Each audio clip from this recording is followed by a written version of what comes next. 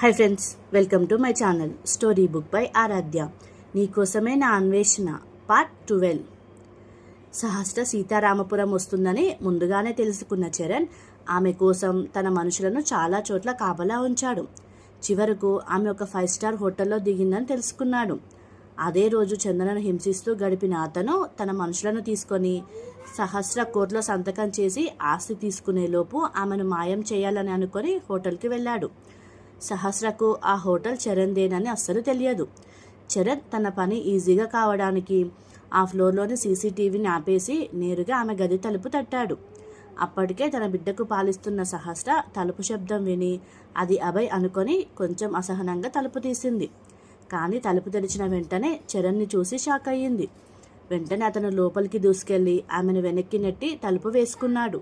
వెంటనే తారక్ని ఎత్తుకొని కోపంగా, నువ్వు అభయ్తో వచ్చావని నాకు తెలుసు, ఇక నుంచి నువ్వు నాతోనే ఉండాలి అని అన్నాడు చరణ్. ఆమె అతన్ని కోపంగా చూస్తుండగా చరణ్ ఇంకా అహంకారంగా మాట్లాడుతూ, వీడు నా కొడుకు, నువ్వు నాదానివి, నేను కోట్లకు అధిపతిని, ఈ హోటల్ కూడా నాదే, నేను నిన్ను పెళ్లి చేసుకుంటాను అని చెప్పాడు చరణ్. దాంతో సహస్ర బాధగా, నేను ఎంత కష్టపడి ఈ బిడ్డకు జన్మనిచ్చానో మీకు తెలియదు, దయచేసి నన్ను వదిలేయండి అని వేడుకుంది. కానీ చరణ్ ఒప్పుకోలేదు. నన్ను పెళ్లి చేసుకుంటే నీ మీద ఉన్న అపవాదు పోతుంది, రేపే మన పెళ్ళి, కానీ అంతకన్నా ముందు అని చెప్పి ఆమెను బలవంతంగా దగ్గరకు లాగేందుకు ప్రయత్నించాడు. సహస్ర నిరాకరించగానే అతను మరింత క్రూరంగా మారి, నువ్వు ఒప్పుకోకపోతే నీ బిడ్డను చంపేస్తాను అంటూ బిడ్డ గొంతు పట్టుకున్నాడు. అది చూసి సహస్ర భయంతో వణికిపోయి, నా మీద కోపం ఉంటే నన్నే చంపండి, కానీ నా బిడ్డను వదిలేయండి అని చరణ్ దగ్గరకు వచ్చి బిడ్డను లాక్కోవడానికి చూసింది. చరణ్ మాత్రం వెంటనే సహస్ర గొంతు పట్టుకొని, ఏంటే పెద్ద పతివ్రతలా మాట్లాడుతున్నావు, ఇంతకుముందు నీకు తెలియకుండా ముట్టుకున్నాను, ఇప్పుడు తెలిసి ముట్టుకుంటున్నాను, అంతే కదా, నువ్వు నా మాట విని నాతో ఉంటేనే ఈ బిడ్డ బ్రతుకుతుంది అన్నాడు చరణ్. దయచేసి అలా చెయ్యకండి, అది మీ బిడ్డే కదా, మీ బిడ్డ మీద మీకు అంత ప్రేమ లేదా అంది సహస్ర. నువ్వు నా పక్కన లేనప్పుడు ఈ బిడ్డతో నాకేం పని, నువ్వు నాకు దక్కకపోతే ఈ బిడ్డ ప్రాణం తీసేస్తాను అన్నాడు చరణ్. చివరికి బిడ్డ ప్రాణం కోసం సహస్ర లొంగిపోయి, నేను నిన్ను పెళ్లి చేసుకుంటాను అని అంగీకరించింది. సరే, రేపు గుడిలో పెళ్లి చేసుకుందాం అని చెప్పి ఈ విషయం అభయ్కి చెప్పకూడదని హెచ్చరించాడు చరణ్. ఆమె కూడా బిడ్డ కోసం అంగీకరించి బిడ్డను తీసుకోవడానికి ప్రయత్నించింది. ఆహా, బిడ్డను తీసుకొని రాత్రికి రాత్రి అభయ్తో ఇక్కడి నుంచి పారిపోదామని అనుకుంటున్నావా? ఇప్పుడు టైం తెల్లవారుజామున 3 అయ్యింది, ఇప్పుడే నాతో రావాలి అని సహస్రను బలవంత పెట్టాడు చరణ్. సహస్ర మనసు గందరగోళంగా మారింది.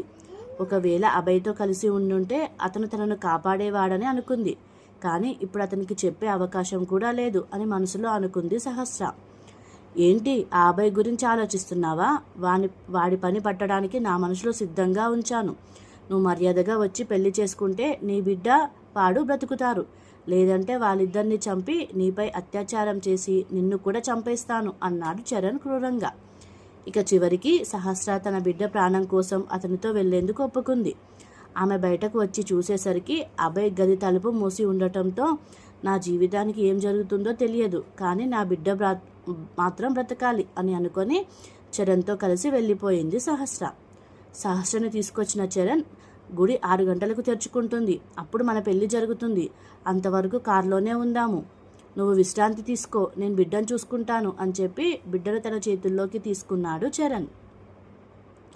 దానికి సహస్ర వినయంగా, నేను ఇక్కడికి ఒక ముఖ్యమైన పని మీద వచ్చాను, అది పూర్తయిన వెంటనే వెళ్ళిపోతాను, మీకు తెలియకుండా కూడా వెళ్ళిపోతాను, మళ్ళీ మా జీవితాల్లోకి రాకండి అని సహస్ర వేడుకుంది.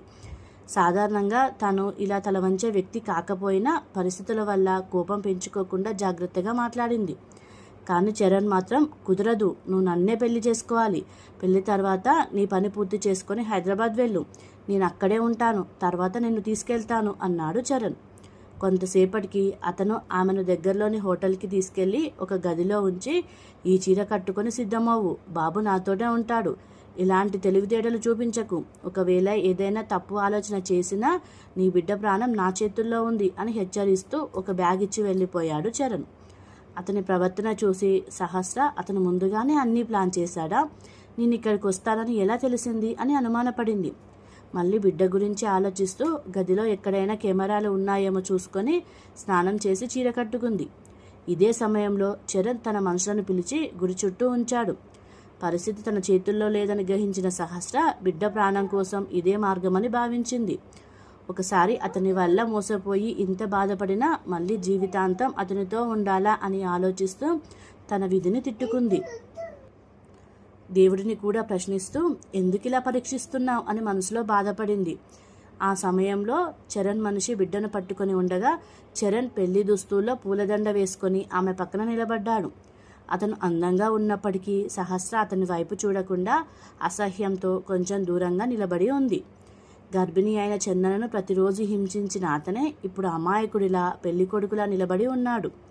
మరోవైపు ఇదే సమయంలో చక్రపాణి ఇంట్లో చందనను ఎలాగైనా బయటకు పంపించి ఆమెకు సంబంధించిన సీమంతం కార్యక్రమం పూర్తి చేసి ఆమెను తల్లిదండ్రుల వద్దకు పంపించాలని నిర్ణయించుకొని దగ్గరలోని ఆలయ పూజారిని పిలిచి ఏర్పాట్లు చేయమంది శాంతి.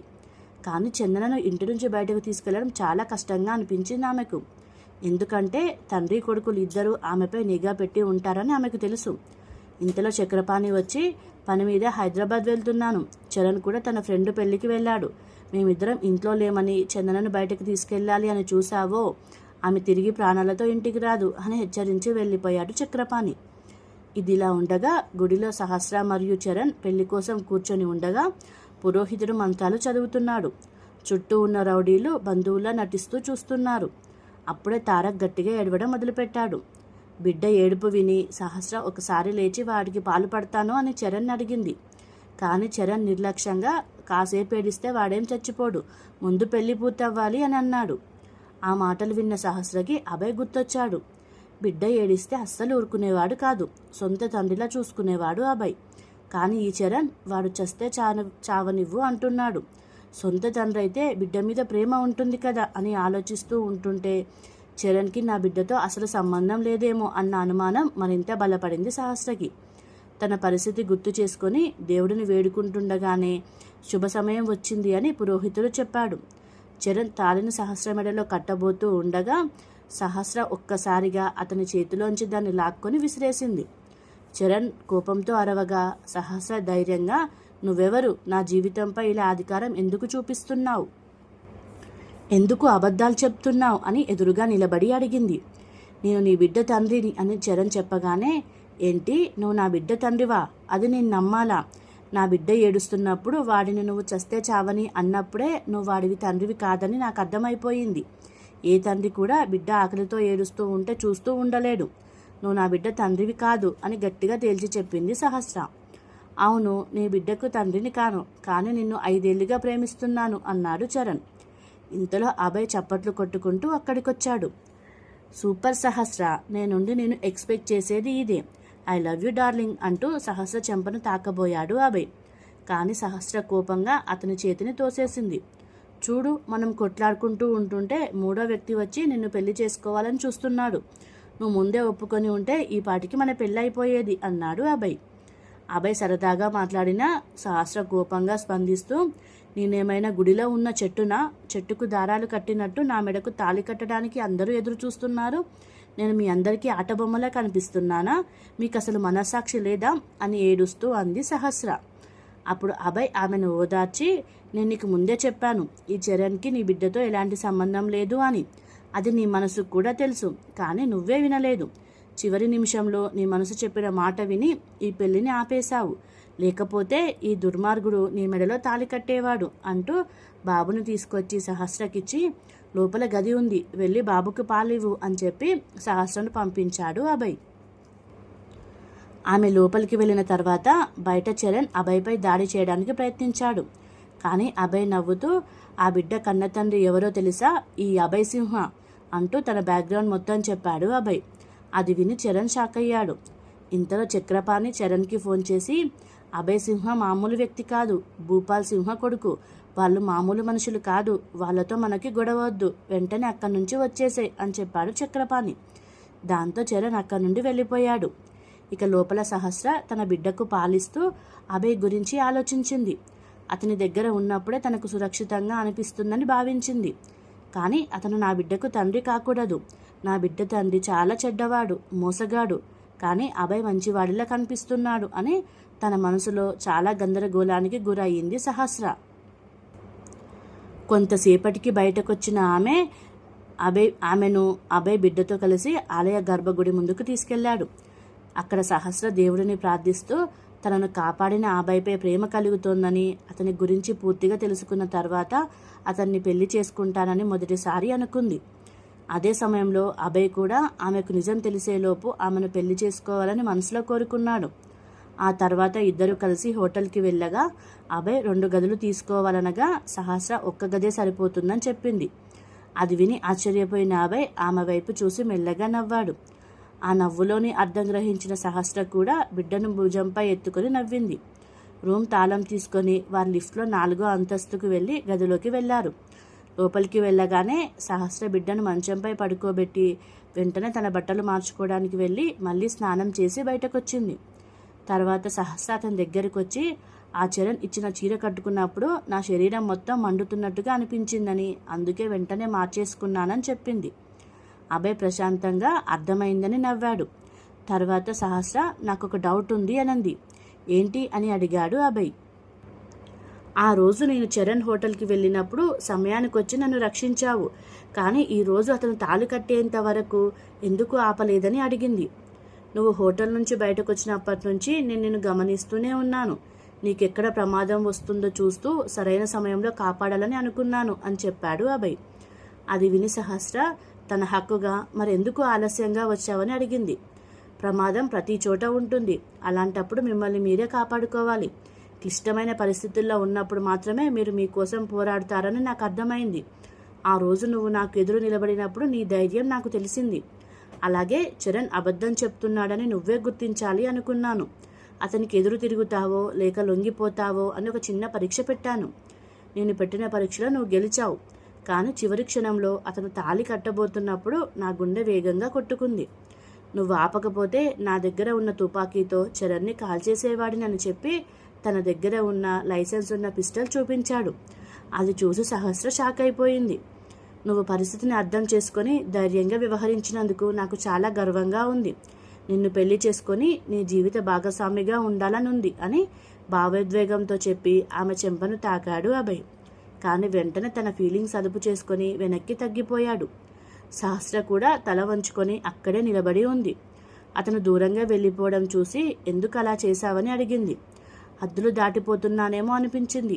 బాబుకి ఇంకా 6 నెలలే కదా, జాగ్రత్తగా ఉండాలి అన్నాడు అభయ్. దానికి సహస్ర నవ్వుతూ అంత ఆతృత అవసరం లేదని చెప్పింది. తర్వాత అతను దగ్గరకు రాగానే ఆమె కొంచెం వెనక్కి జరిగి గోడ కానుకుంది. ఆమె ముఖం ఎర్రబడ్డం చూసి మరి నీ ఫేస్ ఎందుకు ఇలా అయింది అని మత్తుగా ఉన్న కళ్ళతో అడిగాడు అభయ్. నాకు తెలియదు, కానీ నీతో ఉన్నప్పుడు ఏదో భావన కలుగుతుంది. ఆ చరణ్ నా పక్కన ఉన్నప్పుడు నాకు ఇలాంటి ఫీలింగ్ అనిపించలేదు. అందుకే చరణ్ అబద్ధం చెప్తున్నాడని నాకు స్పష్టంగా అర్థమైంది. కానీ నువ్వు దూరంగా ఉన్నప్పుడు కూడా నాకేదో ఫీలింగ్ అనిపిస్తూ ఉంటుంది. బహుశా నీ మీద కోపం వచ్చినప్పటి నుండే నిన్ను ప్రేమించడం మొదలుపెట్టానేమో అంది సహస్ర. అది విన్న అభయ్ ఎంతో సంతోషపడి, ఇదే నాకు కావాలి సహస్ర, నాకు నీ ప్రేమ కావాలి, నీ చూపు నీ సిగ్గు అన్నీ కావాలి. నీ మెడకు తాళి కట్టి నిన్ను నా జీవితంలో భాగం చేసుకోవాలని ఉంది. అందుకే నీ చెంప మీద నుంచి నా చెయ్యి తీసేశాను అని చెప్తూ అభయ్ ఆమె పెదవులను తన పెదవులతో మెల్లగా తాకాడు. ఆమె అతని కంటే కొంచెం పొట్టిగా ఉండటంతో కాలి వేళ్లపై నిలబడి అతనికి దగ్గరగా వచ్చింది. కాసేపటికి ఆమెను వదిలి, కోర్టుకి ఇంకా 3 గంటల సమయం ఉంది. నువ్వు రాత్రంతా నిద్రపోలేదు కదా, తారక్ నిద్రపోతున్నప్పుడు నువ్వు అతని పక్కన పడుకొని కాస్త విశ్రాంతి తీసుకో అని చెప్పాడు అభయ్. దానికి సహస్ర నువ్వు నిద్రపోలేదు కాబట్టి నువ్వు పడుకో అని చెప్పింది. ఇద్దరు తారక్ను మధ్యలో పెట్టుకొని ఒకే మంచంపై పడుకొని అతనిపై చేతులు వేసి నిద్రపోయారు. ఆ సమయంలో సహస్రకు మనసులో తనను అర్థం చేసుకునే వ్యక్తి తన భర్త అయితే బాగుంటుందని అనిపించింది. పెళ్లి వద్దు, నా బిడ్డ ఉంటే చాలని అనుకున్న ఆమె తారక్ పట్ల అభయ్ చూపించిన ప్రేమను చూసి తన ఆలోచన మార్చుకుంది. మరోవైపు అభయ్ మాత్రం సహస్ర తనను ప్రేమిస్తున్నప్పటికీ తనకు సంబంధించిన నిజం తెలిస్తే ఏమవుతుందో అని భయపడుతూ దేవుడిని తనని ఈ పరిస్థితి నుంచి కాపాడమని మనసులో కోరుకున్నాడు. సహస్రకు నిజం తెలిసినా తనను అంగీకరిస్తే చాలని అనుకున్నాడు. కానీ అది జరిగే అవకాశం తక్కువని కూడా అతనికి అర్థమైంది. ఇది ఇలా ఉండగా చరణ్ మాత్రం అభయ్ బెదిరింపులతో కొంచెం భయపడ్డప్పటికీ సహస్రను పెళ్లి చేసుకోలేకపోయినందుకు కోపంతో ఉన్నాడు. తన తండ్రి ఆమెను చంపమన్నా కూడా ఆమెపై ఉన్న మోహంతో అలా చేయలేక ఆమెతో జీవించాలని అనుకున్నాడు. కానీ సహస్ర తాళి తీసేసి తన నిర్ణయాన్ని స్పష్టం చేయడంతో పాటు అభయ్ ఆమెకు అండగా నిలవడం చూసి ఇక తనకు అవకాశం లేదని అర్థం చేసుకున్నాడు. అయితే అభయ్ బిడ్డ గురించి చెప్పిన నిజం సహస్రకు తెలియదని, అది బయటపడితే ఆమె అతనిపై కోప్పడుతుందని, ఇప్పుడు తనకు మళ్ళీ ఒక అవకాశం వస్తుంది అని ఒక కుట్ర పన్నాడు చరణ్. అతనికి ఇంటికి వెళ్ళాలని ఇష్టం లేక తన 5 స్టార్ హోటల్లోనే ఉండిపోయాడు. అక్కడికి కొద్దిసేపటికే అతని తండ్రి చక్రపాణి వచ్చి తన కొడుకును చూసి కోపంతో చెంపపై కొట్టాడు. తన మాట వినకుండా సహస్రను పెళ్లి చేసుకోవడానికి వెళ్ళినందుకు అతనిపై ఆగ్రహం వ్యక్తం చేశాడు. ఇప్పటికే చందనతో నీకు పెళ్ళి అయ్యింది, ఆమె కడుపులో నీ బిడ్డ ఉంది. ఈ పరిస్థితుల్లో నువ్వు మరో పెళ్లి చేసుకుంటే మన కుటుంబానికి, నా పదవికి చాలా నష్టం కలుగుతుంది అని తన కొడుకును హెచ్చరించాడు చక్రపాణి. కానీ చరణ్ మాత్రం సహస్రనే కావాలని, చందన అంటే తనకి ఇష్టం లేదని చెప్పాడు. దాంతో చక్రపాణి అతనిపై మరింత కోపంతో మాట్లాడి, చందన నీ భార్య, ఆమె కడుపులో ఉన్న బిడ్డ మన వంశానికి వారసుడు.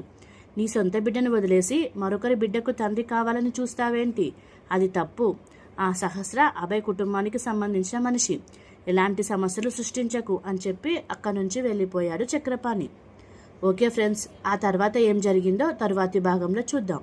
మీకు ఈ కథ నచ్చినట్లయితే ఈ ఛానల్ని సబ్స్క్రైబ్ చేసుకోగలరు. Please subscribe to my channel.